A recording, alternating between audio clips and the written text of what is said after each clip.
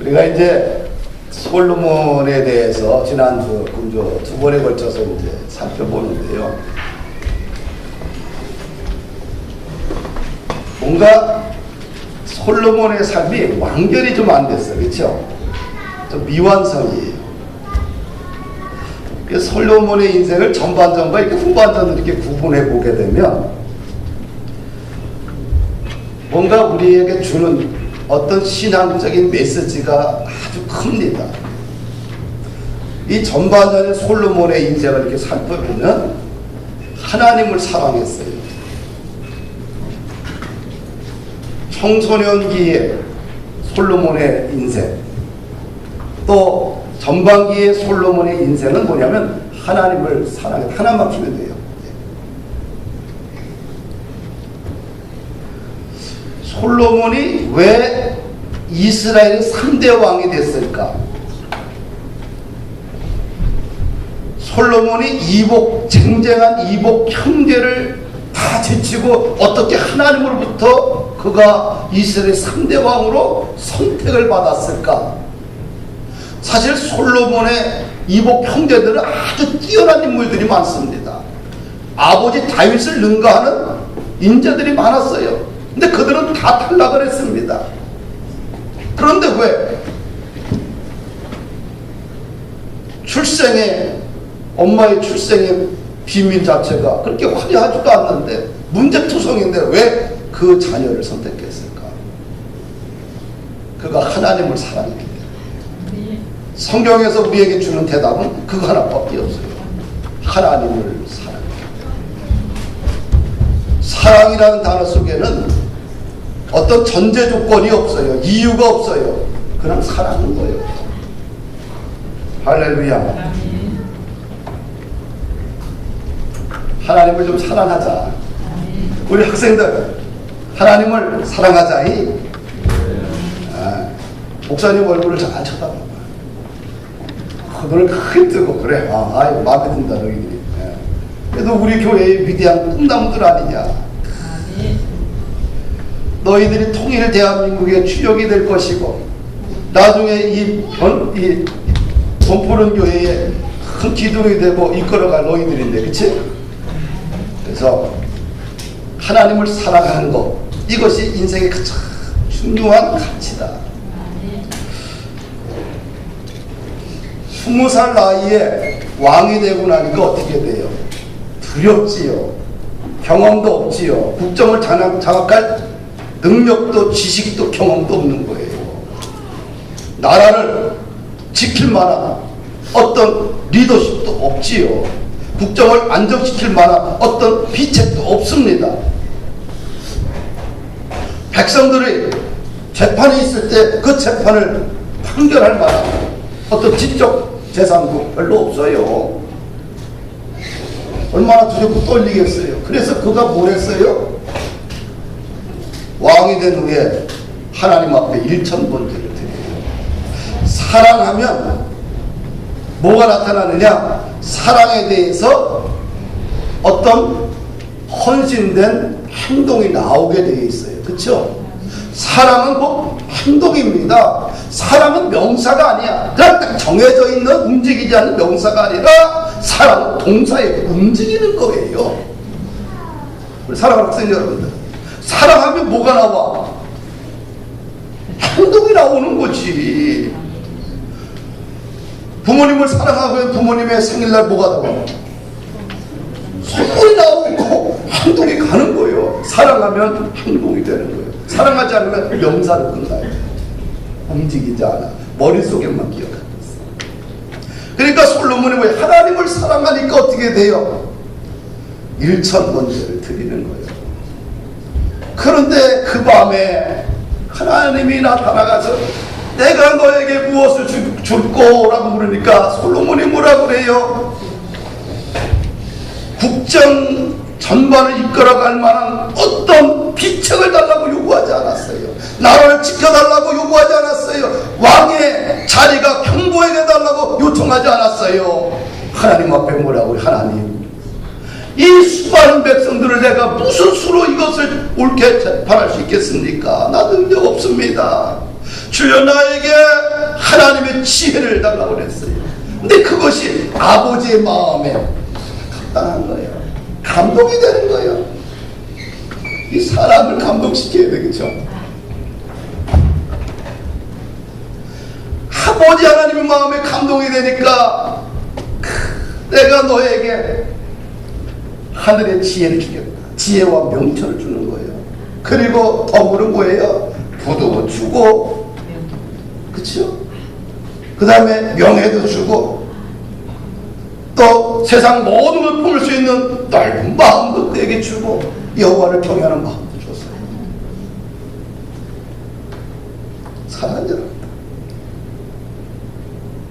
이렇게 하나님을 사랑했고 또 하나님 준 지혜를 받았기 때문에 어떻게 돼요?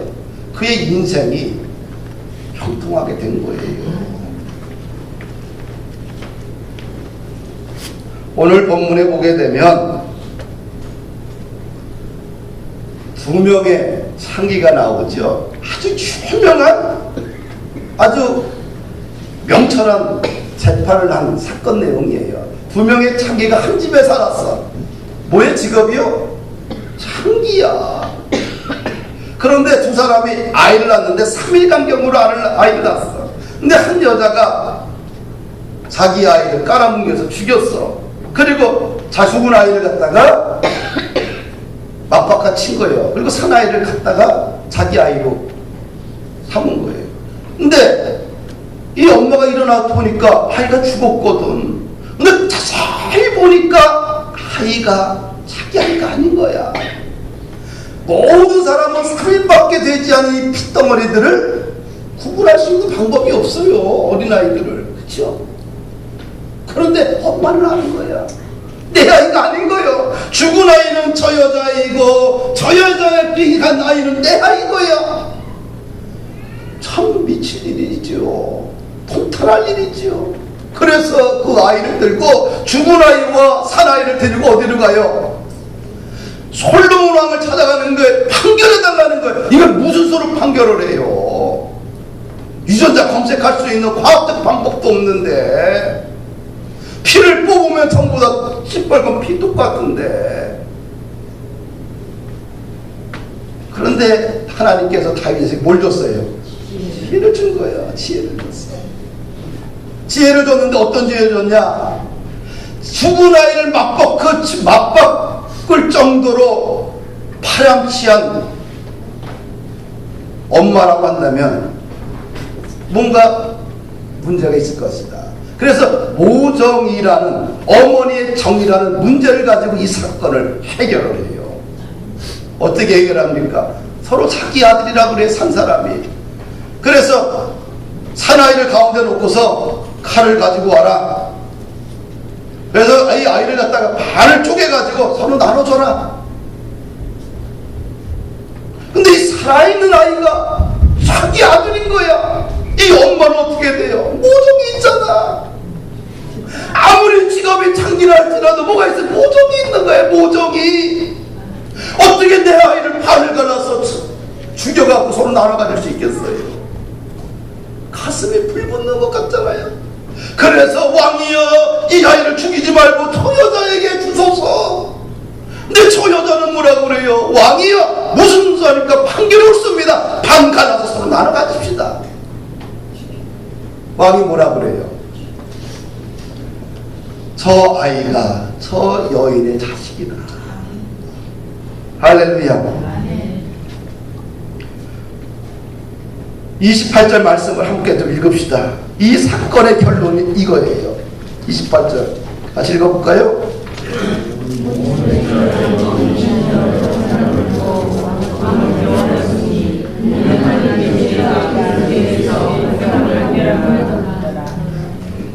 이 사건의 결말은 뭐예요? 왕이 심리를 하는 것을 온 백성들이 다 듣고서 왕을 모았다고 두려워했다. 왜 두려워했을까요? 하나님의 지혜가 솔로몬 왕 마음에 그 속에 있는 것을 백성들이 본 거예요. 하나님의 지혜가 하나님의 놀라운 지혜가 솔로몬 왕의 마음에 딱 있는 거예요. 백성들이 본 거예요. 이 사건 하나로 뭐가 돼요? 왕의 입지가, 어린 왕의 입지가 견고해지는 거예요. 이 살아있는 아이를, 죽은 아이를 판결한 이 명재판이 이 한 건 가지고 솔로몬 왕이 이스라엘 백성들 가운데 왕으로서, 통치자로서 완벽하게 세워지는 사건이 일어나요. 할렐루야. 백성들이 이 어린 왕을 두려워하지요. 나라가 안정되지요. 국정이 안정되지요. 백성들이 왕을 신뢰하게 되죠. 왜? 저 사람은 하나님의 사람이요, 하나님의 영이 저 속에 있어. 이거 하나 가지고 솔로몬의 인생이 대로가 열리는 거예요. 할렐루야. 누구의 지혜 때문에? 하나님이 주신 지혜가 솔로몬의 마음에 있다는 것을 백성들이 본 거예요. 이 지혜가 이렇게 중요하다. 왜 성경은 이 지혜를 이렇게 강조했나? 여호와를 경외하는 것이 지혜의 근본이다. 왜 성경은 지혜와 명철을 이렇게 강조하냐? 지혜, 이 한마디 가지고 인생을 완전히 뒤집어지고 상황을 완전히 뒤바꿔 놓을 수 있는 능력이 그 단어 속에 있기 때문에, 그 단어의 속에 누가 있어요? 하나님이 주신 지혜이기 때문에 그래요. 할렐루야. 그래서 정금보다 귀하고 귀한 것이 지혜라. 그래서 지혜를 사모하라고 시편 또 잠언에 지혜자들은 이야기하는 거예요. 할렐루야. 저 성도의 마음속에는 하나님의 지혜가 있고 하나님의 영광이 있고 하나님의 은혜가 흘러가고 하나님께서 저 사람과 함께하는구나. 저 교회 속에는 하나님의 은혜가 흘러가구나. 저 기도원 속에는, 저 성산 속에는 여호와의 영광이 회복되고 있구나. 사람들이 인정해야지만 그 기업도 살고요, 그 가정도 살고 그 인생이 회복되는 거예요. 할렐루야. 이렇게 중요하다.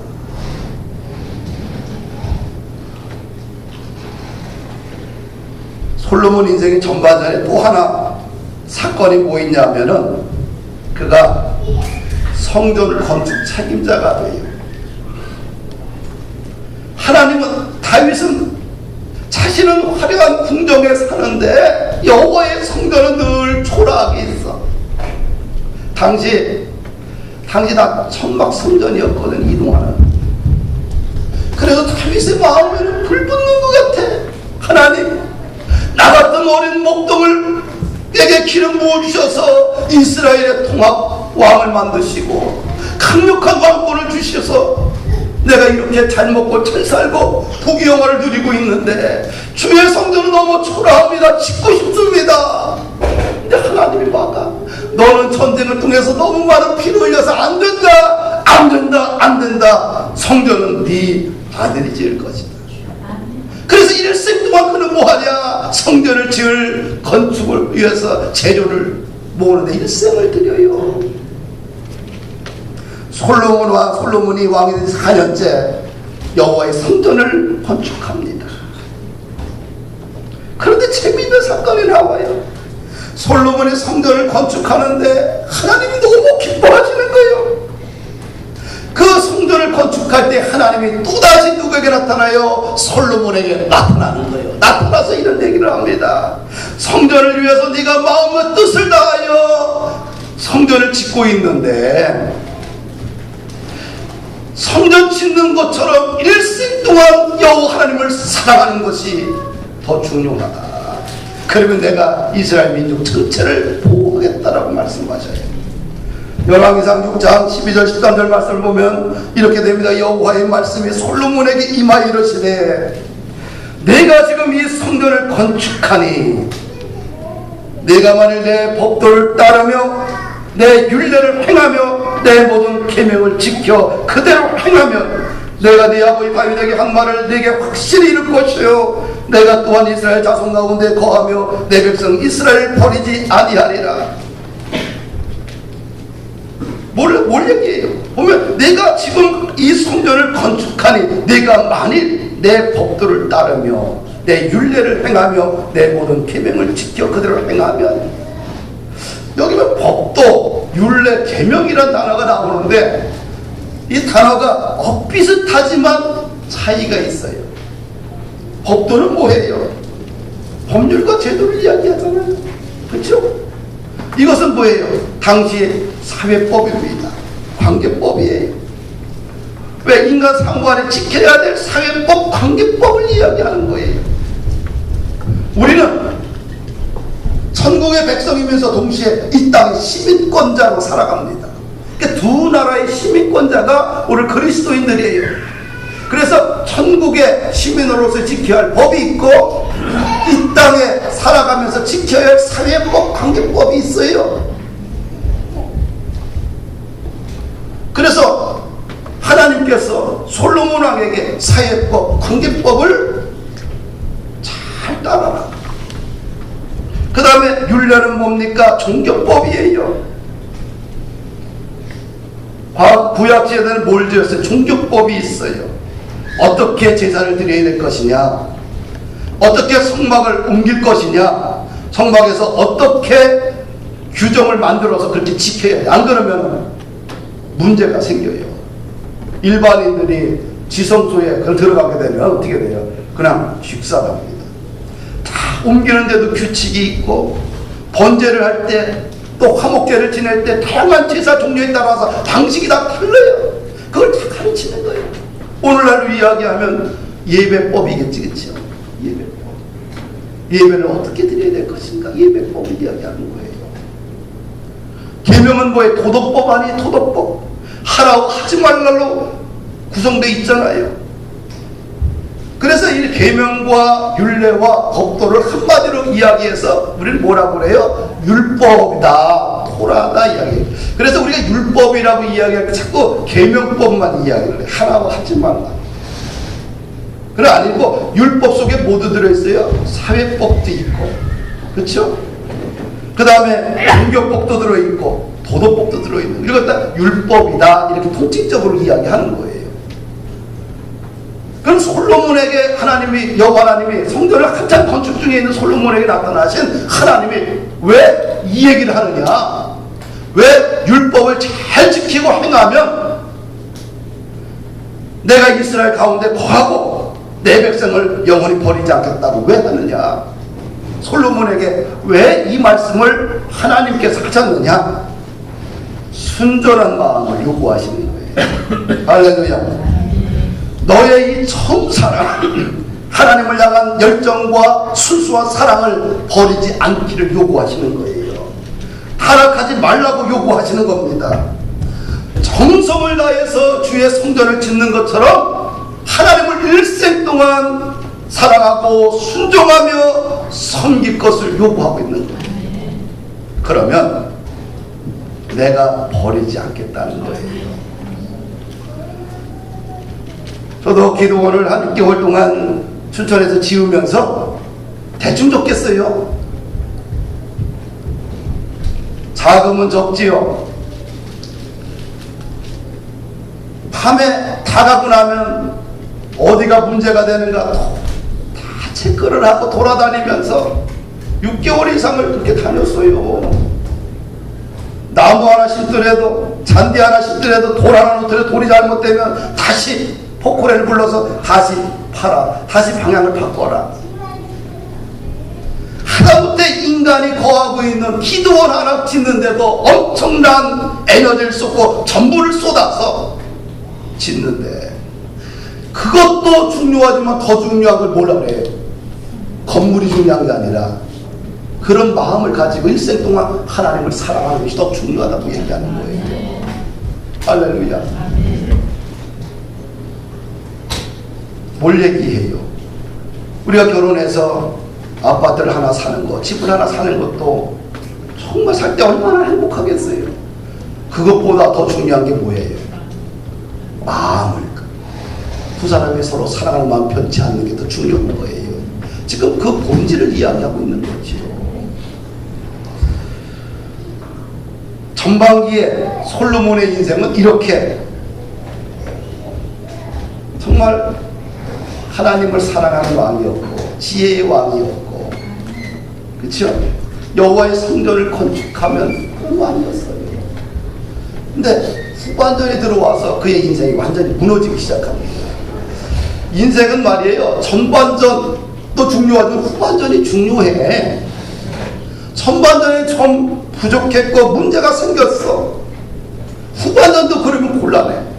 근데 전반전을 잘 나가는데 후반전에 대패적으로 가게 되면 인생이 완전히 무너지는 거예요.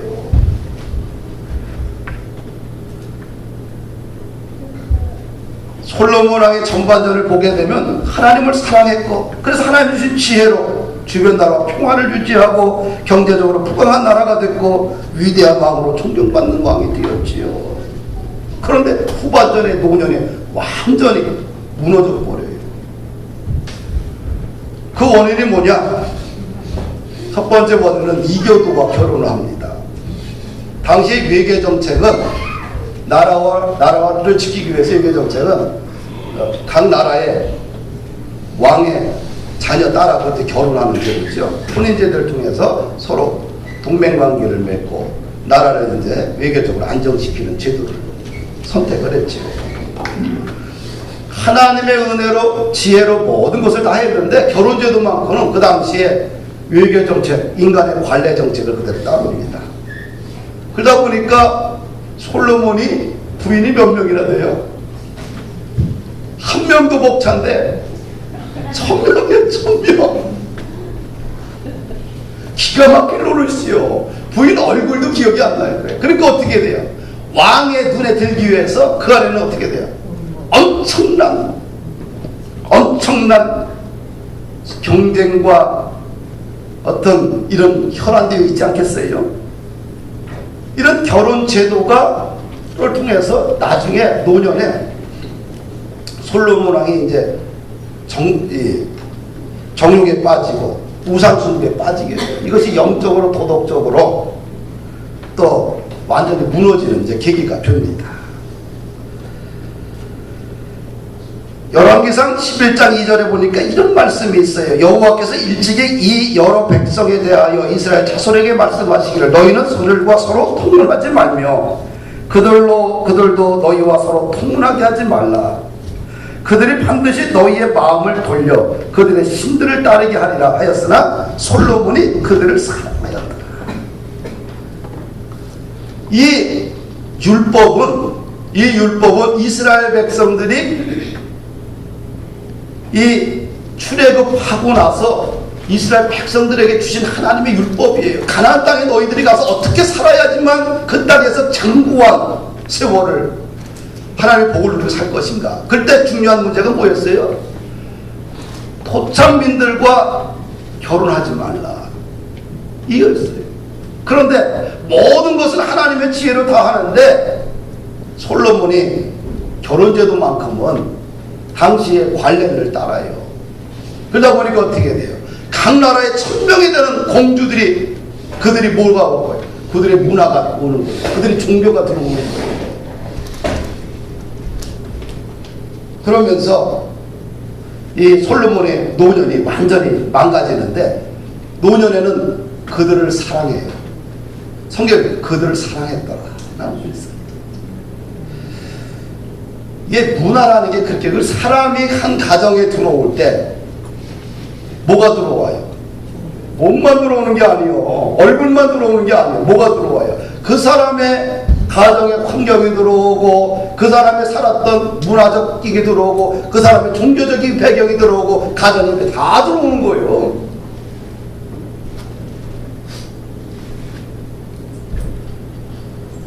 이런 결혼제도가 외교 정책을 원만하기 위해서 이 결혼제도가 결국에는 어떻게 돼요?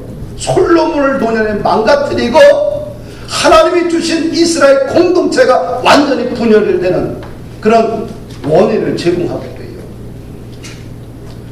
또 열왕기상 11장 3절 4절 보니까 1000명의 후궁들이 왕의 마음을 돌아서게 했고 나이가 많았을 때, 솔로몬이 나이가 많았을 때 여인들이 그의 마음을 돌려서, 솔로몬의 마음을 돌려서 다른 신들을 따르겠다는 거예요. 그래서 그 왕 다윗과 같은 마음을 갖지 않았다는 거예요. 솔로몬이 여호와 앞에 온전하지 못했다는 겁니다. 이것이 솔로몬 왕에 대한 역사가들의 평가입니다. 아버지 다윗이 솔로몬에게 뭘 얘기했어요? 왕권을 물려주면서 이런 얘기를 합니다. 너는 반드시 여호와의 성전을 건축을 하라, 이걸 지시했어요. 그리고 내 아비의 하나님을 하나님을 기쁘게 하고 섬겨라. 이것을 솔로몬 왕에게 유언으로 남겼어. 다윗이, 아버지 다윗이 나누기고자 한 것이 다른 게 아니었어요. 주의 성전을 건축해다오. 네 아비 하나님을 알라. 하나님을 기쁘게 섬겨라. 이걸 세 가지 남긴 거예요. 그런데 아들 솔로몬은 어떻게 돼요? 이 후궁들로 인해서 하나님을 버리고 이방신을 섬기고 마음을 하나님을 떠나서 살고 끝까지 온전한 믿음을 지키지 못했어요. 우리가 전반전에는 좀 부족하고 실패해도 후반전에 실패하면 완전히 인생이 망가져 버리는 거예요. 할렐루야. 전반전에는 좀 부족해도 후반전에 부족하면 안 돼요. 시편 84편 10절에 보니까 다윗은 이런 고백합니다. 주의 궁정에서 한 날이 다른 곳에 천날보다 낫다. 악인의 장막에 사는 것보다 내 하나님의 성전에 문지기로 사는 것이 더 좋다. 또 다윗은 말합니다. 내가 여호와께 바라는 한 가지 것이 있는데, 원칙이 있는데, 그것이 뭐냐? 내가 내 평생 여호와의 집에 거하고 여호와를 사랑하고 사모하는 것이다. 다윗이 왜 이렇게 위대한 왕이고, 다윗이 왜 이렇게 우리가 존경하는 왕이냐? 마지막 눈을 감을 때까지 하나님을 사랑했고 하나님과 동행하는 것을 인생의 최고의 가치로 삼았기 때문에 그래요. 할렐루야. 이렇게 막 무너져가는 솔로몬을 보고 노년에 또 여호와 하나님이 나타나요. 두 번이나 솔로몬에게 나타나서 이런 얘기합니다. 다른 신을 쫓지 말고, 열왕기상 11장 9절 10절에 보니까 다른 신을 쫓지 말고 여호와 하나님을 전심으로 섬기면 부와 영광을 주겠다고 약속합니다. 그러나 솔로몬이 그 말을 듣지 않아요. 그래서 그의 인생의 종말이 찾아옵니다. 어떤 종말이냐? 내가 반드시 나라를 빼앗아 내 신하에게 주겠다는 거예요. 그런데 내가 네 아버지 다윗과 약속한 것이 있기 때문에 네가 살아있을 때는 나라를 빼앗지 않고 네가 죽은 후 네 아들의 손에서 나라를 빼앗겠다는 거예요. 그리고 다 빼앗는 것이 아니라 아버지 솔로몬과 약속한 게 있기 때문에 한 나라는 네 자식에게 주겠다는 거예요. 솔로몬 사후에 이렇게 다 진행이 됐어요. 할렐루야. 이 아버지 다윗이 얼마나 하나님을 사랑했고 이 인생의 후반전까지도 하나님을 경외했는지, 아들이 이렇게 망쳐놓았지만 그럼에도 불구하고 그 씨앗을 망가뜨리지 않고 그 씨앗을 통해서 나중에 예수 그리스도를 세워놓는, 이 땅에 보내는 역사가 일어나는 것을 보게 돼요. 할렐루야. 참 이 부모의 이 신앙이 이렇게 중요하다. 우리가 노년에 무너지면 안 돼요. 인생의 후반기에는 진짜 무너지면 안 돼요. 무너지면 그 가문이 문을 닫아요.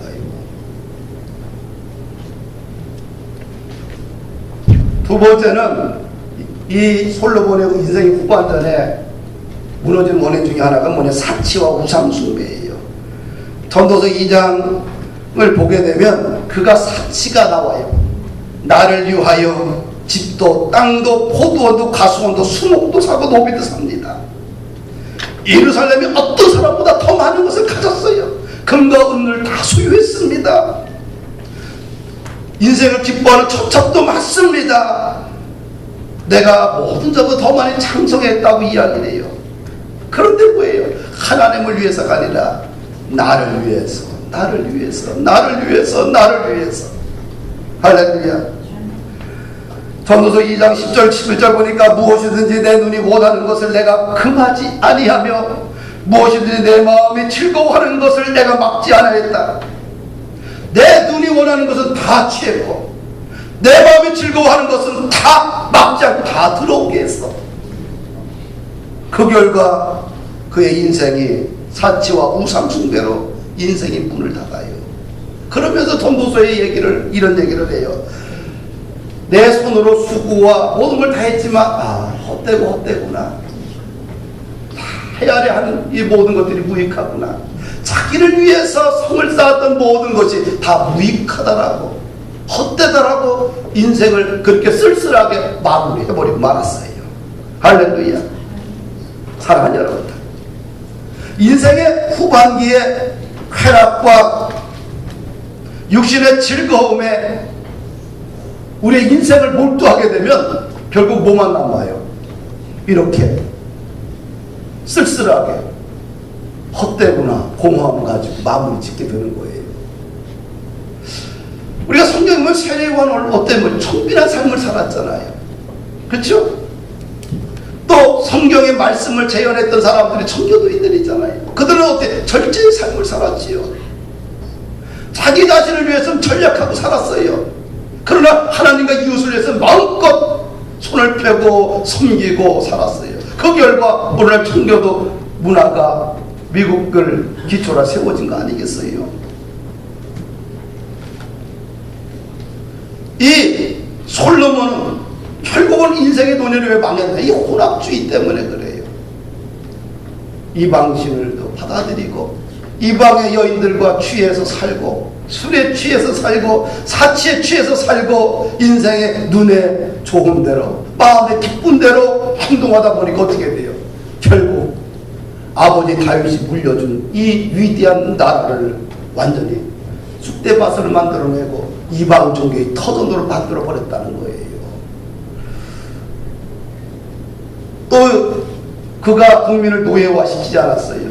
자신의 막강한 경제력을 유지하기 위해서 국민들로부터 엄청난 세금을 걷어들입니다. 그리고 이방에 있는 모든 나라들을 갖다가 다 궁을 짓는데 다 동원해서 노예화시켜요. 결국은 뭐예요? 사후에 솔로몬 왕국이 무너지는 또 쪼개지는 그런 원인을 제공한 것을 보게 됩니다. 말씀을 정리합니다. 우리 아이들은 인생의 전반전을 살아가지요. 이 전반전에 준비를 해야지만 인생이 열려요. 전반전을 뭘 해야 되느냐? 그러니까 하나님 앞에 머물러 있는 시간들을 귀하게 여겨야 돼요. 할렐루야. 그리고 인생의 원칙을 착 정하고 살아야 돼요. 그래서 성경을 읽고 예배를 사랑하고 기도하고 이런 원칙들이 필요하다.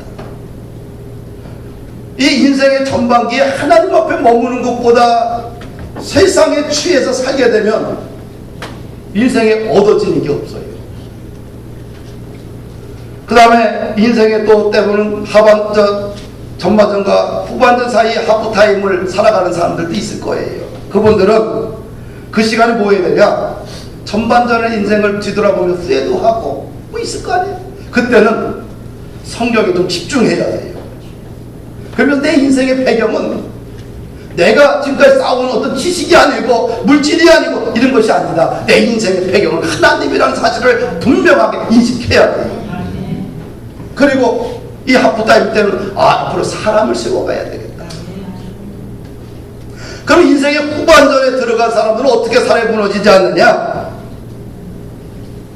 자기가 잘할 수 있는 일에 좀 집중해야 돼요. 아니오라고 말할 때 아니오라고 대답할 수 있어야 돼요.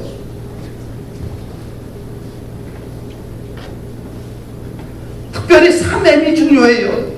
사명이 있어야 된다. 이 인생의 후반전에 우리가 전반전처럼 어떤 추구했던 인생의 어떤 그런 세상적인 것들만 추구하게 되면 무너져 버려요. 사명이 있어야 돼요. 그래서 바울 사도처럼 주님이 부르시는 그날까지 붙들고 갈 수 있는 사명이 있어야 돼요. 솔로몬이 왜 타락하고 무너졌습니까? 사명을 버렸기 때문에 그래요. 그 다음에 돈에 대한, 머니에 대한 가치가 분명해야 됩니다. 돈에 대한 개념 정리가 후반전에 참 중요해요. 후반전에도 돈에 만문에 질식해 죽어버려요. 돈을, 나에게 주신 이 돈을 어떻게 관리하고 어떻게 쓰고 어떻게 활용할 것인가, 돈에 대한 개념 정리가 분명해야 돼요. 그 다음에 의미를 찾아나가야 돼요. 의미가 있는 일에 시간과 물질과 재능과 에너지를 집중시켜야 돼요. 의미 없고 가치 없는 일을 버려야 됩니다. 왜? 후반전은 하루하루가 종말론이야. 삶과 죽음이 종이 한 장처럼 이렇게 하면 살고 이렇게 하면 죽는 거예요. 인생이 무한대 남아있는 게 아니에요. 주어진 시간이 정해져 있어요. 그 시간이 오늘일 수 있고 밤일 수도 있어요. 그래서 순간순간이 종말인 거예요. 삶과 죽음의 종이 한 장을 가지고 살아가는 인생이기 때문에 뭘 선택해? 의미 있는 일에 목숨을 걸고 살아야 돼요. 최소한 60대가 넘어가면 그때부터는 사명과 돈과 의미를 찾아서 추구할 때에 후반전이 무너지지 않아요. 말씀을 정리합니다. 우리가 왜 솔로몬에 대해서, 한 인물에 대해서 2주간에 걸쳐서 이렇게 공부하느냐? 그 인생을 살펴보면서, 개관해보면서 우리도 무너지지 않기 위해서예요. 그가 잘 살아왔던 것은 우리가 계승발전하고, 그가 잘못 살아온 것은 우리가 버리고 극복해서 하나님 앞에 꾸준히 우리가 형통한 인생을 살기를 원해서 배우는 거 아니겠어요? 사랑하는 여러분들, 솔로몬이 하나님을 사랑했을 때는 인생이 열렸어요. 그러나 그가 하나님을 떠나고 우상 숭배하고 사치에 빠져 있을 때는 하나님의 영광과 은혜가 동시에 사라졌다는 사실입니다. 그 결과 나라는 쪼개지고 가정은 분열되고 백성들의 삶은 고단해졌습니다. 키워드가 뭐냐? 결국은 하나님을 사랑하는 길이다. 할렐루야. 우리 학생들 하나님을 사랑하지 않으면 하나님을 사랑하는데 목숨을 걸고 생명을 걸고 마음을 다하고 뜻을 다하여 하나님을 사랑하게 되면 여러분의 일생을 살아가는 동안 하나님의 영이 여러분들과 함께 있고 하나님이 기름 부어주시고 하나님께서 지원 병철을 주시고 하나님께서 세우시고 하나님이 도우시고 그러면 어떻게 번성하는 인생이 된다. 하나님을 떠난 인생은 다 어떻게 돼요? 솔로몬도 타락해서 부패하고 결국 인생이 쓰러뜨리고 백성들을 갖다가 부패를 조장하고 이교들을 통하여 종교가 다 무너지게 만들었는데 우리는 더 무너질 수도 있어요. 하나님을 사랑하자. 우리 사랑하는 성도 여러분들, 주님 부르시는 그날 순간까지 하나님을 사랑하십시다. 이것이 오늘 우리 시대를 살아가는 해안이고 답입니다.